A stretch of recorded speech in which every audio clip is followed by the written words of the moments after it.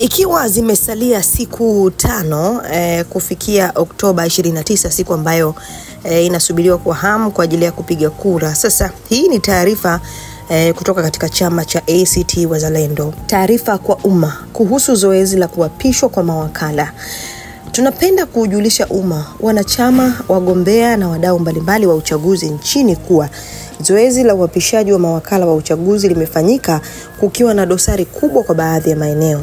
Na hivyo chama cha ACT Wazalendo kimelazimika kumwandikia barua mkurugenzi wa Tume Huru ya Taifa ya Uchaguzi INEC maombi ya kuongeza muda wa utambulisho na uapishaji wa mawakala ili kutoa haki ya chama chetu na vyama vingine kuweza kuwa na mawakala siku ya upigaji kura na uhesabuji wa matokeo ya kura tarehe 29 mwezi wa 10 mwaka 2025. Barua hiyo yenye kumbukumbu namba ACT HQ INEC 024 volume 3 044 tumewasilisha Tume INEC leo tarehe 23 mwezi wa 10 2025 kwa hatua zao.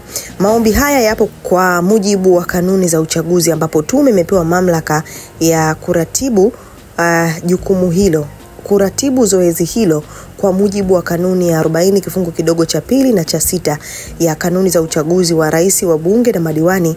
Inatoa ruhusa kwa tume kuidhinisha kuongezwa kwa muda huo. Kanuni ya 40 kifungu cha 2 kidogo C inasema chama cha siasa kinachoshiriki uchaguzi kitawasilisha kwa msimamizi wa uchaguzi au msimamizi msaidizi wa uchaguzi taarifa yenye orodha ya barua ya utambulisho za mawakala walioteuliwa katika kila kituo cha kupigia kura, si chini ya siku 7 kabla ya siku ya uchaguzi au ndani ya muda mfupi zaidi kadri tume itakavyo ruhusu.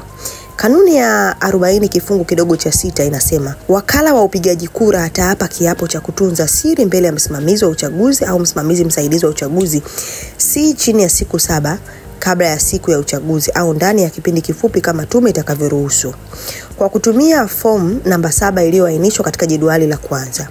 Mbali na wasimamizi na wasimamizi wasaidizi waliotekeleza wajibu wao kwa weledi bila vikwazo na hujuma zozote, wapo wasimamizi na wasimamizi wasaidizi wa uchaguzi ambao wamejaribu kwa makusudi kuhujumu zoezi hili kwa malengo wanayoyajua wao yenyewe kinyume na matakwa ya sheria na kanuni za uchaguzi. Miongoni mwa changamoto zilizojitokeza ni pamoja na hizi zifuatazo. Ya kwanza, kufungwa kwa ofisi za wasimamizi na wasimamizi wasaidizi wa uchaguzi kabla ya muda wa kazi kuisha. Kiufupi ni kukimbia ofisi zao kwa lengo la kukwamisha zoezi la uapishaji baada tu ya kuapisha mawakala wa CCM. Pili, kutoa maelezo ya siku ya kuapishwa kuwa ni tarehe 23 mwezi wa 10 na walipokwenda wakaambiwa muda umepita. Tatu, kukataa kuapisha kwa kudai kuwa mawakala hawajatimiza miaka 18 bila kuwa na ushahidi wa umri wa mawakala wetu.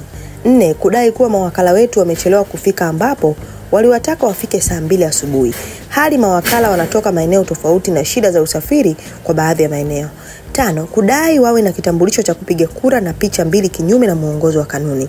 6, wasimamizi na wasimamizi wasaidizi wa uchaguzi kutokuwepo maeneo yao ya kazi na kisha kurejea na kudai muda umekwisha wa zoezi hilo. 7, kuidhinisha uapishwaji wa mawakala wa CCM bila uwepo wa mawakala wao katika eneo la tukio.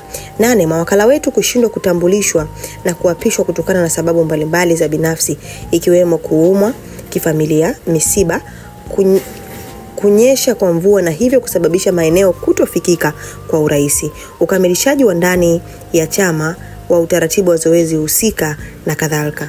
9, wasimamizi na wasimamizi wa uchaguzi kutoa taarifa zisizo sahihi kwa viongozi na wagombea wetu na kupelekea zoezi la kuapisha mawakala kutofanyika kukamilika. 10, kuzuia upangaji wa mawakala walioapa kwenda vituo vingine vyenye upungufu. 11 na kadhalika.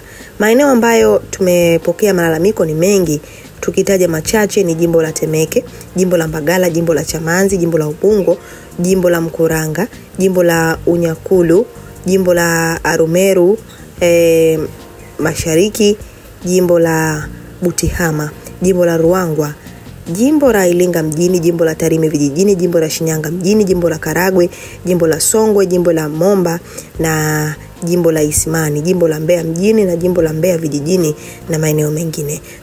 Tumeiomba tume INEC taifa iongeze muda wa zoezi hili liendelee mpaka tarehe 27 mwezi wa 10 mwaka 2025, ikiwa ni siku 2 kabla ya siku iliyopangwa na uchaguzi. Katibu mkuu ACT Wazalendo, hiyo ndo taarifa kwa umma ambayo wameitolea kwa Tume Huru ya Uchaguzi kuhusiana na changamoto ambazo mawakala wao wamekuwa wakipitia. Sasa ngoja nipitie comment kwenye peji yao hapa. Naona moja kati ya wadau ameandika, ndo muda wenu wa kulinda kura sasa huu, jitahidini ila tutaki milio.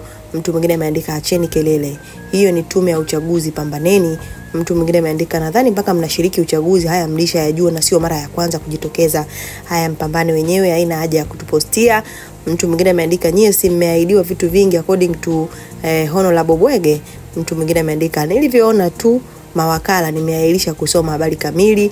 Mtu mwingine ameandika, wakulinda mafisadi hawa tumeshawazoea, wapuuzieni chama cha baba mkwe. Mtu mwingine ameandika, barua sijasoma ila najua okay sawa.